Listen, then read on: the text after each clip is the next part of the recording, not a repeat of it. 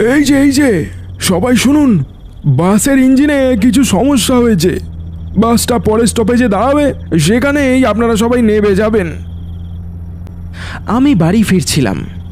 অফিসের একটা জরুরি কাজের সূত্রে এই গণ্ডগ্রামে আসা।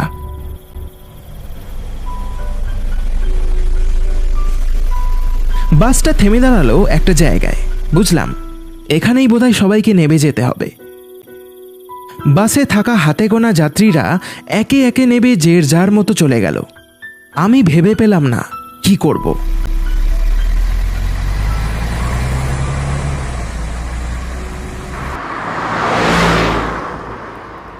কন্ডাক্টরকে পরের বাসের কথা জিজ্ঞেস করেছিলাম।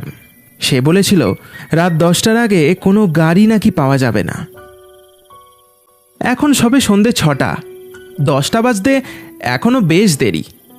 এতক্ষণ এভাবে একা এখানে দাঁড়িয়ে থাকবো নাকি? এই গ্রামের নাম গোরখপুর। জায়গাটা একেবারে থমথমে, যেন এখানে সময় থমকে গেছে। চারিদিকটা একেবারে নিস্তব্ধ। আমি মনে মনে ভাবলাম এভাবে একা এখানে দাঁড়ানোটা মোটেই ঠিক হবে না। তাই আমি হেঁটে একটা চায়ের দোকান খুঁজতে থাকলাম।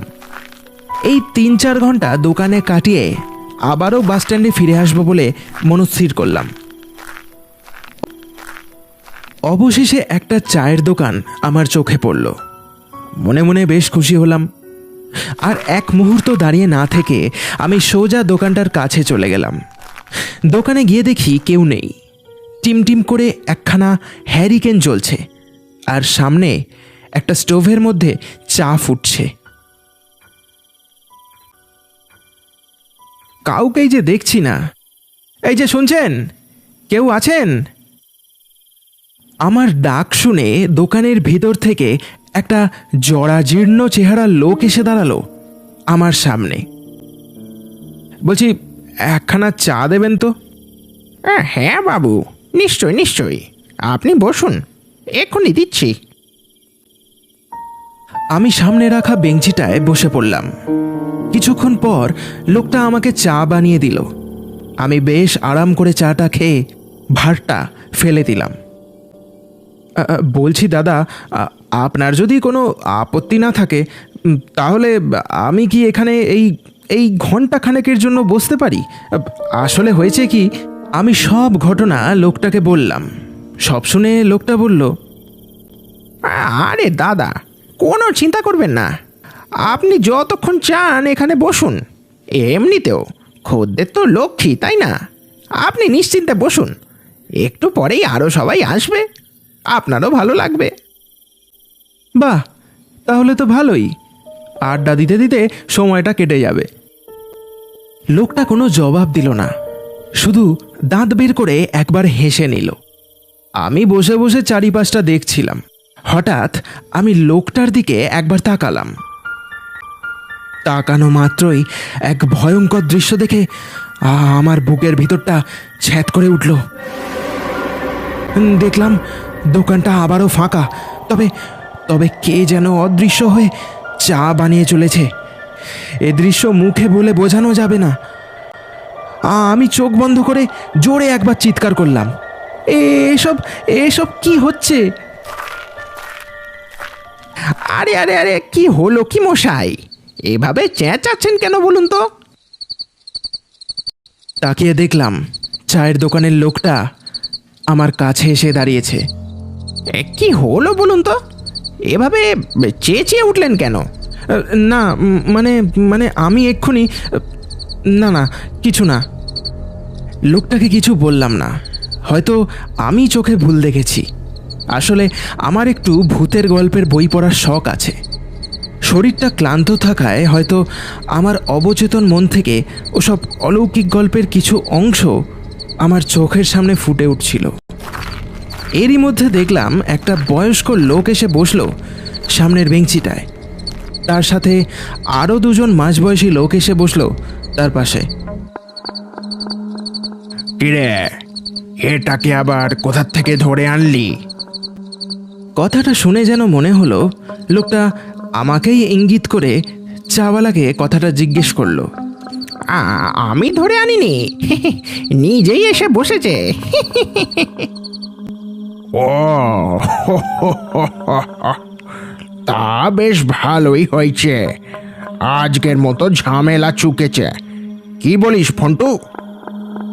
হ্যাঁ গো খুড়ো, যা বলেছ, আজ আর চিন্তা নেই, পেট ভরে খাওয়া দাওয়া করবো সবাই।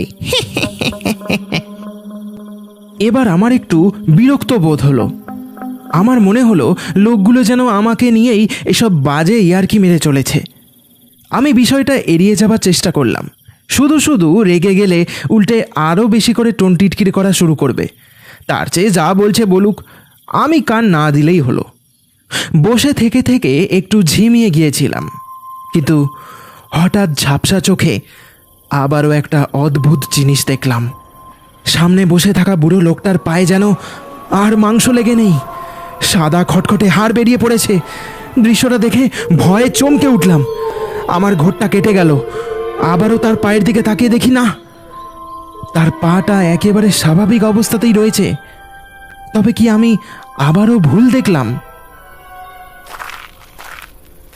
আমি বেঞ্চি থেকে উঠে পাশের ঝোপের সামনে গিয়ে নিজের চোখে মুখে জল ছিটিয়ে নিলাম। তারপর আবারও দোকানে ফিরে এসে বেঞ্চিটায় বসলাম। বসতে গিয়েই বিশাল ভয় পেলাম। তারপর তড়াক করে লাফিয়ে উঠে দাঁড়ালাম। যা ঘটল সেটা আমি একদমই আশা করিনি। কে ছিল ওখানে? আমার কেমন যেন মনে হলো বেঞ্চিটার ওপর আগে থেকে কে যেন বসেছিল। আমি না দেখতে পেয়ে সোজা তার কোলের ওপর গিয়ে বসে পড়েছিলাম, কিন্তু চেয়ে দেখলাম কেউই নেই। জায়গাটা একেবারেই ফাঁকা। কি হলো বলুন তো বাবু? তখন থেকে দেখছি আপনি কেমন যেন করছেন। আপনার কি মাথার কোনো সমস্যা আছে নাকি বলুন তো? না, আসলে আমি বসতে গিয়ে একটু ভয় পেয়ে গেলাম। কেমন যেন মনে হলো কে যেন এই বেঞ্চিটায় আগে থেকে বসে আছে। কি আবল তাবল বকছেন বলুন তো দেখি? ওখানে আবার কে বসবে? আপনি তো একাই বসেছিলেন মশাই। আমার মনে হচ্ছে আপনার শরীরটা দুর্বল হয়ে পড়েছে। কি কাল রাতে বউয়ের সাথে ঝগড়া করে ঘুমোননি নাকি? আমি অনেকক্ষণ থেকে দেখছি। এবার ইয়ার্কিটা কিন্তু একটু ব্যক্তিগত হয়ে যাচ্ছে, আমি বলে দিলাম। আর একটা ইয়ার্কি মারলে কিন্তু আমি এখান থেকে চলে যাব। আরে বাবু, রাগ করছেন কেন? আর এমনিতেও আপনি এখান থেকে চলে যাবেনই বা কোথায়? ও হ্যাঁ, তাই তো। আমি রাগের চোটে কি যে বলছি কি জানি। এই অচেনা জায়গায় এতক্ষণ কেই বা আমাকে আশ্রয় দেবে? না, লোকটা তো ঠিকই বলেছে। মাথা গরম করলে এই বসার জায়গাটাও হাতছাড়া হবে। আসলে কি জানেন তো, কাজের চাপে না আমার মাথাটা একেবারে গেছে। আপনি কিছু মনে করবেন না। হ্যাঁ, আপনি বরং আমাকে আরও এক কাপ চা দিন। চা খেয়ে যদি ক্লান্তিভাবটা একটু দূর হয়। চাওয়ালার সাথে কথা বলার পরে কি হয়েছিল যদি জানতে চান, তাহলে দেখতে হবে পার্ট 2। আপনারা কমেন্ট করলে পার্ট 2 নিয়ে আসবো খুব তাড়াতাড়ি। ততক্ষণ আমাদের ইউটিউব চ্যানেল নজর রাখুন আর লাইক, কমেন্ট, শেয়ার করুন।